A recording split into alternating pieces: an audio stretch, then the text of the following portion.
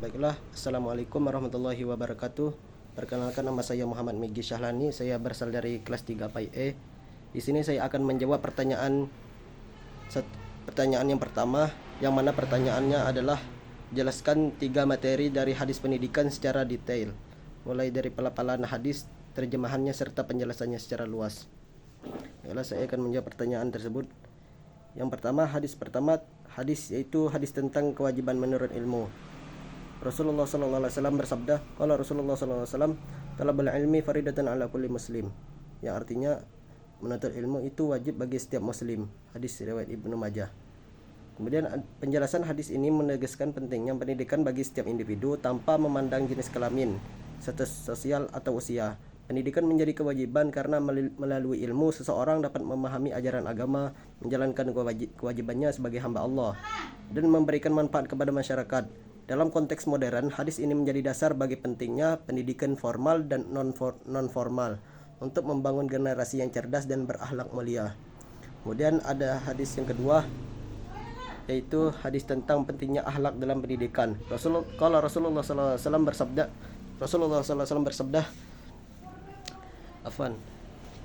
Kalau Rasulullah SAW, innama bu'ithu liutammima makarimal akhlaq, yang artinya sesungguhnya aku diutus untuk menyempurnakan akhlak yang mulia.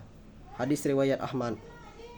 Penjelasan hadis ini ialah Rasulullah SAW menjadikan pendidikan akhlak sebagai inti dari misinya. Dalam pendidikan Islam, akhlak adalah fondasi utama yang harus ditanamkan sejak dini. Anak-anak harus diajarkan nilai-nilai seperti kejujuran, kasih sayang, tanggung jawab, dan kerjasama. Pendidikan akhlak tidak hanya terbatas pada teori, melainkan tetapi juga harus dicontohkan oleh pendidik dalam kehidupan sehari-hari. Dengan akhlak yang baik, ilmu yang diperoleh akan bermanfaat dan mendatangkan keberkahan. Kemudian ada hadis yang ketiga, yaitu hadis tentang pengajaran yang bertahap. Qala Rasulullah SAW, Kul kallimun nasa ala qadri uqulihim, yang artinya bicaralah kepada manusia sesuai dengan kadar pemahaman mereka. Hadis riwayat Al-Bukhari. Penjelasan hadis ini mengajarkan bahwa metode pendidikan harus disesuaikan dengan kemampuan dan tingkat pemahaman peserta didik. Setiap individu memiliki kapasitas yang berbeda dalam menerima informasi. Dalam konteks pendidikan formal, hal ini diterapkan dengan kurikulum yang dirancang berdasarkan usia dan tingkat perkembangan anak. Dalam pendidikan informal, guru atau orang tua harus bijak menyampaikan ilmu sesuai kebutuhan dan kemampuan anak. Prinsip ini mendorong pembelajaran yang efektif dan efisien. Ketiga, hadis ini menunjukkan bahwa pendidikan dalam Islam tidak hanya menekankan pada aspek intelektual, tapi juga pembentukan karakter dan metode pengajaran yang efektif. Semua ini bertujuan untuk mencetak generasi yang unggul, berilmu, dan berakhlak mulia. Kemudian saya akan menjawab pertanyaan yang kedua, yaitu yang mana pertanyaannya, bagaimana hadis-hadis pendidikan dapat memberikan panduan dalam menghadapi tantangan dan permasalahan pendidikan anak usia dini di era modern. Baiklah, saya akan menjawab pertanyaan yang kedua, yaitu dengan menanamkan fondasi keilmuan sejak dini.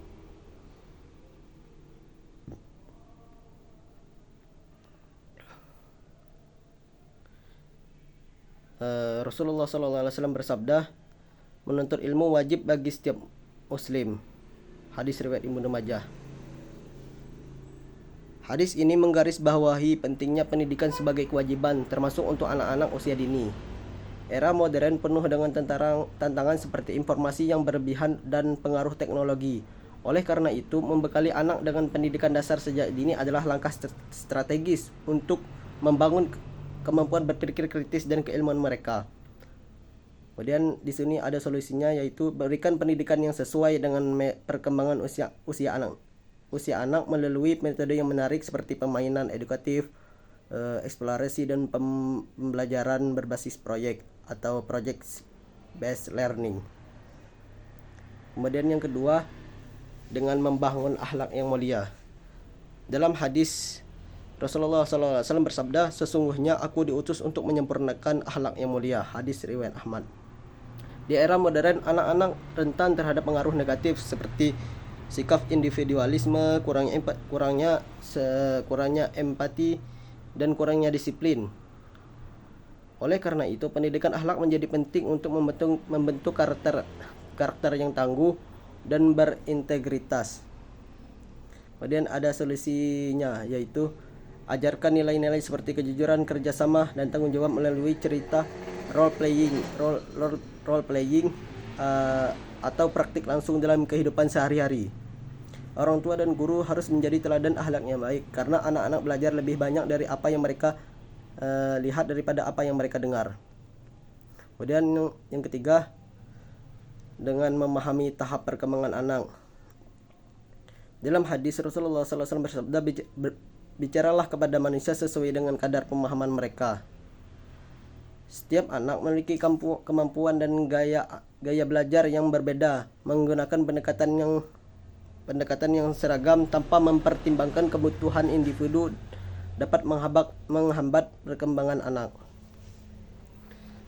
Di mana solusinya yaitu dengan menerapkan prinsip pembelajaran yang sesuai dengan usia dan kemampuan anak. Gunakan metode yang fleksibel seperti pembelajaran berbasis bermain, play-based learning, agar anak lebih mudah menyerap ilmu. Kemudian yang terakhir yaitu yang keempat, dengan menghadapi tantangan teknologi. Prinsip dari hadis tentang akhlak dan pengajaran bertahap dapat diterapkan dalam mengarahkan penggunaan teknologi oleh anak-anak. Misalnya ajarkan etika digital sejak dini seperti menghargai privasi dan menggunakan media sosial dengan bijak. Kemudian batasi waktu penggunaan gadget sesuai usia, sambil memperkenalkan aktivitas fisik seperti olahraga atau sosial untuk keseimbangan perkembangan anak. Kemudian untuk pertanyaan ketiga, yang mana pertanyaannya yaitu bagaimana kita mengintegrasikan nilai-nilai hadis ke dalam kurikulum pendidikan yang ada. Baiklah, di sini saya akan menjawab pertanyaan yang ketiga, yaitu integrasi nilai-nilai hadis dalam kurikulum pendidikan dapat dilakukan melalui beberapa kunci. Yang pertama yaitu pengaitan dengan mata pelajaran, mengaitkan nilai-nilai keislaman dari hadis dalam setiap mata pembelajaran, misalnya menghubungkan konsep ilmiah dengan ajaran Islam. Kemudian yang kedua, pelatihan guru, memberikan pelatihan kepada guru untuk meningkatkan pemahaman dan keterampilan mereka dalam mengintegrasikan nilai-nilai ini secara efektif. Kemudian yang ketiga, ada kegiatan harian seperti menerapkan kegiatan seperti doa bersama, tadarus, dan pembelajaran akhlak untuk menciptakan lingkungan belajar yang berbasis nilai. Kemudian yang keempat yaitu evaluasi berkelanjutan, melakukan evaluasi untuk menilai efektivitas integrasi nilai-nilai hadis dalam proses pembelajaran. Baiklah, itu saja yang bisa dapat saya sampaikan untuk menjawab ketiga pertanyaan di atas. Bila ada kata-kata yang salah, saya mohon maaf. Kepada Allah saya mohon ampun. Wabillahi taufiq wal hidayah wa ridha wal inayah. Assalamualaikum warahmatullahi wabarakatuh.